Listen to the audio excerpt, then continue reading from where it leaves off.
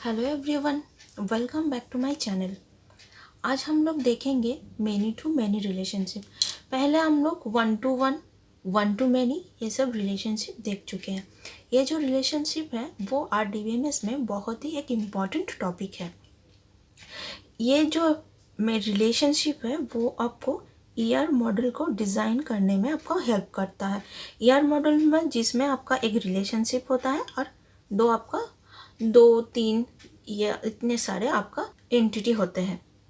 इसी एंटिटी के बीच में जो आपका रिलेशनशिप है वो आपको डायमंड शेप में डिनोट किया जाता है। लेकिन वीडियो में आगे पढ़ने से पहले आप सबसे रिक्वेस्ट है, जो लोग मेरे चैनल पर नए हैं वो सब मेरे चैनल को सब्सक्राइब ज़रूर कर दीजिएगा और लाइक शेयर तो ज़रूर करिएगा। ओके, चलिए शुरू करते हैं वीडियो को। ये जो मैनी टू मैनी रिलेशनशिप है इसको हम लोग कैसे डिनोट करते हैं, M टू M या फिर M टू N। यहाँ पर M, यहाँ पर N ऐसे डिनोट किया जाते हैं। यहाँ पर ये गिवन होता है। यहाँ पर अगर कोई रिलेशनशिप में आपका कोई एट्रीब्यूट होता है तो उस एट्रीब्यूट को हम लोग डिस्क्रिप्टिव एट्रीब्यूट बोलते हैं। यहाँ पर कोई भी अगर एट्रीब्यूट दिया जाए, यहाँ पर देखिए एक कस्टमर है और ऑर्डर कर रहा है। कस्टमर ऑनलाइन शॉपिंग के थ्रू ऑर्डर कर रहा है। यहाँ पर मैनी टू मैनी रिलेशनशिप है, मतलब एक कस्टमर बहुत सारे ऑर्डर कर सकते हैं और ऑर्डर में जितने प्रोडक्ट होंगे उसी प्रोडक्ट को बहुत सारे कस्टमर, मतलब एक प्रोडक्ट को बहुत सारे कस्टमर ले सकते हैं।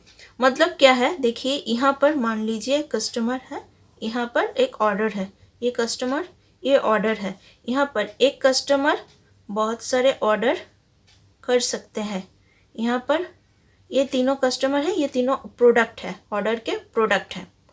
तो ये प्रोडक्ट मान लीजिए ये आपका टी शर्ट है, तो ये टी शर्ट ये कस्टमर भी ले सकता है, ये कस्टमर भी ले सकता है, ये कस्टमर भी ले सकता है। यहाँ पर मान लीजिए जीन्स है, तो ये जीन्स एक कस्टमर भी ले सकता है, ये कस्टमर भी ले सकता है, ये कस्टमर भी ले सकता है। मतलब क्रिस क्रॉस, मतलब मैनी टू मैनी रिलेशनशिप ये ग्राफ डिफाइंड कर रहा है। तो चलिए सबसे पहले यहाँ पर क्वेश्चन क्या आ सकता है, सबसे पहले क्वेश्चन आ सकता है ये जो कस्टमर एंटिटी है इसका टेबल कैसा होगा। यहाँ पर एट्रीब्यूट अगर दिया जाएगा तो वो एट्रीब्यूट आप ले सकते हैं, नहीं तो आप खुद से भी ये एट्रीब्यूट को ले सकते हैं। बहुत ही आसान है टेबल को डिज़ाइन करना। यहाँ पर कितने टेबल होंगे, देखिए यह कस्टमर के लिए एक टेबल होगा, ऑर्डर के लिए एक टेबल होगा एंड ये जो गिवन है रिलेशनशिप, इस रिलेशनशिप के लिए भी एक टेबल होगा। तो चलिए टेबल में हम लोग एट्रीब्यूट्स को ले लेते हैं।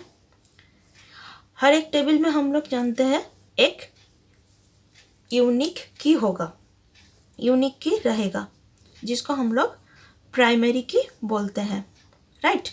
ओके, नाउ कस्टमर टेबल में सबसे पहले कस्टमर आईडी आएगा, कस्टमर नेम आएगा एंड मोस्ट इम्पॉर्टेंट सिटी आएगा, कस्टमर कहाँ रहता है। यहाँ पर देखिए ऑर्डर में ऑर्डर आईडी होगा एंड ऑर्डर आइटम होगा, उसका प्राइस भी ले सकते हैं, आप जितने चाहे एट्रीब्यूट बढ़ा सकते हैं, लेकिन मैं सिर्फ ये दो ही ले रही हूँ। तो यहाँ पर देखिए ये कस्टमर आईडी यूनिक होगा तो ये आपका प्राइमरी की है, ये यहाँ पर ऑर्डर आईडी यूनिक होगा तो ये भी आपका प्राइमरी की है। Now next question is relationship में कितने एट्रीब्यूट आएंगे। फर्स्ट आपका देखिए ये कस्टमर एंड ऑर्डर के बीच में ये रिलेशनशिप दिखा रहा है। इस टेबल से हम लोग कस्टमर का डिटेल्स पाएंगे, इस टेबल से हम लोग ऑर्डर के डिटेल्स पाएंगे। तो यहाँ पर ये जो गिवन टेबल है, इस गिवन टेबल से हम लोग क्या डिटेल्स लेंगे, customer ID and order ID. इन दोनों को अगर लेंगे तो ही हम लोग इस टेबल से हम लोगों को पता चलेगा कि कौन सा कस्टमर कौन सा प्रोडक्ट ऑर्डर कर रहा है, कि कौन सा कस्टमर किस ऑर्डर को गिवन कर रहा है, मतलब दे रहा है, प्लेस कर रहा है ऑर्डर। हम लोग वो रिलेशनशिप टेबल से पाएंगे। तो यहाँ पर फॉरेन की तरह काम करेगा ये कस्टमर आईडी, यहाँ पर भी ऑर्डर आईडी भी फॉरेन की तरह काम करेगा। फॉरेन की कैसे रेफरेंस रहता है, प्राइमरी की से रेफरेंस रहता है। तो अभी देखिए इसमें अगर हम लोग और अच्छे तरह से समझने के लिए इसमें हम लोग डेटा पुट करते हैं। एक आपका C1, C2, C3 कस्टमर है जिसका नेम है XYZ, सिटी मुंबई, पुणे, कोलकाता। यहाँ पर ऑर्डर 1, ऑर्डर 2, ऑर्डर 3 ऐसे करके हैं। यहाँ पर बुक शर्ट पैंट, ये आपका ऑर्डर है मान लीजिए। ये यहाँ पर देखिए डेटा कैसे इनपुट होगा। यहाँ पर रिलेशनशिप को हम लोगों को देखना पड़ेगा। मैंने 1 to 1 में भी कहा है, 1 to many में भी कहा है कि रिलेशनशिप के ऊपर बेस करके ये रिलेशनशिप टेबल को हम लोग फिलअप करते हैं। यहाँ पर देखिए C1 मतलब X कस्टमर बुक भी ऑर्डर कर सकता है, C1 कस्टमर शर्ट भी ऑर्डर कर सकता है। Similarly C2 customer shirt order कर सकता है, C3 और कस्टमर पैंट ऑर्डर कर सकता है। साथ ही साथ C2 कस्टमर बुक भी ऑर्डर कर सकता है। इसी तरह से यहाँ पर डेटा चलेगा। देखिए मतलब एक कस्टमर बहुत सारे, देखिए C1 कस्टमर बुक ऑर्डर कर रहा है, शर्ट ऑर्डर कर रहा है, C2 customer book and shirt दोनों ऑर्डर कर रहा है, C2 कस्टमर पैंट ऑर्डर कर रहा है। अगेन C3 कस्टमर आपका शर्ट भी ऑर्डर कर सकता है। तो देखिए यहाँ पर ये डिसाइड कर हो रहा है कि एक कस्टमर बहुत सारे प्रोडक्ट को डिसाइड कर रहा है। लेकिन यहाँ पर देखिए अगर एक कस्टमर एक ही ऑर्डर कर सकता तो वे 1 to 1 होता। अगर एक प्रोडक्ट एक ही कस्टमर को दिया जाता तो 1 to many होता। लेकिन यहाँ पर एक प्रोडक्ट बहुत सारे कस्टमर को दिया जा रहा है और बहुत सारे कस्टमर बहुत सारे प्रोडक्ट को खरीद सकता है। तो ये आपका डिफाइंड हो रहा है many to many relationship. Next यहाँ पर देखिए कौन से क्वेश्चन आ सकता है। एक आपका रिलेशनशिप, ये जो टेबल है how many tables are there, यहाँ पर क्वेश्चन आ सकता है कितने टेबल आपका रहेंगे। सेकंड आपका क्वेश्चन आ सकता है कि रिलेशनशिप टेबल में आपका प्राइमरी की कौन सा होगा। देखिए ये मोस्ट इम्पॉर्टेंट क्वेश्चन है। देखिए यहाँ पर कस्टमर आईडी जो है वो यूनिक नहीं है, यहाँ पर डेटा रिपीट हो रहा है। ऑर्डर आईडी जो है यहाँ पर भी डेटा रिपीट हो रहा है, मतलब यहाँ पर कोई भी डेटा यूनिक नहीं है। तो हम लोग इन दोनों को एक साथ मर्ज करके हम लोग इसको प्राइमरी की ले सकते हैं। इसको हम लोग कहते हैं कंपोजिट की।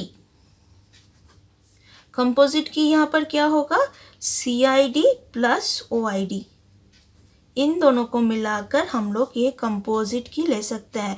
इसी कंपोजिट की यूनिक होगा C1O1। देखिए C1O1 कहीं पर रिपीट नहीं हो रहा है, C1O2 हो सकता है, C2O1 हो सकता है, बट C1O101 रिपीट नहीं हो रहा है। तो ये आपका एक यूनिक वैल्यू है। तो ये आपका कंपोजिट की को हम लोग प्राइमरी की तरह ले सकते हैं। नेक्स्ट आपका क्वेश्चन आ सकता है, can I reduce this 3 tables or not? Answer is no. Y?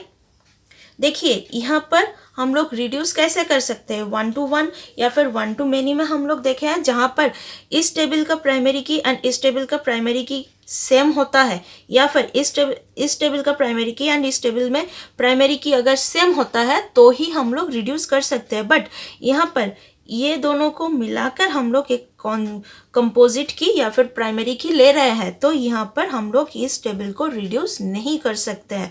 बहुत ही इम्पॉर्टेंट टॉपिक है। 1 to 1 अगर रिलेशनशिप होगा तो यहाँ पर जिसी साइड में कोई भी हम लोग 1, 2 या 3, ये जो 3 टेबल है इन दोनों को मर्ज कर सकते हैं, इन दोनों को भी मर्ज कर सकते हैं। जब 1 to many होता है ऑलवेज many साइड का जो टेबल होगा उसको हम लोग मर्ज कर सकते हैं। एंड many to many में रिलेशनशिप में हम लोग कोई भी टेबल को मर्ज नहीं कर सकते हैं। मतलब इसको यहाँ पर 3 एंटिटी है तो 3 एंटिटी के एक एंटिटी के एक टेबल को हम लोग लेना होगा। इसको हम लोग कोई फर्दर रिड्यूस फॉर्म में नहीं ले सकते हैं। आई होप आप लोगों को समझ में आया होगा। तो मैनी टू मैनी रिलेशनशिप कैसे काम करता है, इसके रिलेटेड कैसे कैसे क्वेश्चंस आपको कम्पिटिटिव एग्जाम में, आपके कॉलेज यूनिवर्सिटी एग्जाम में, इंटरव्यू में कैसे क्वेश्चंस आ सकते हैं, मैंने ये यहाँ पर पूरा टॉपिक कवर कर चुकी हूँ। आई होप आप लोगों को अच्छे से समझ में आया होगा। फिर भी आप लोगों को कोई भी इसके रिलेटेड क्वेरी होगा तो आप नीचे मुझे कमेंट सेक्शन में बता सकते हैं। मैं आप लोगों की क्वेरी को पूरी तरह से सॉल्व करने की पूरी कोशिश करूँगी। तो थैंक यू, आज इतना ही। मिलता है नेक्स्ट वीडियो में। एंड वीडियो अच्छा लगे तो इसको लाइक ज़रूर कर दीजिएगा। Thank you, bye bye.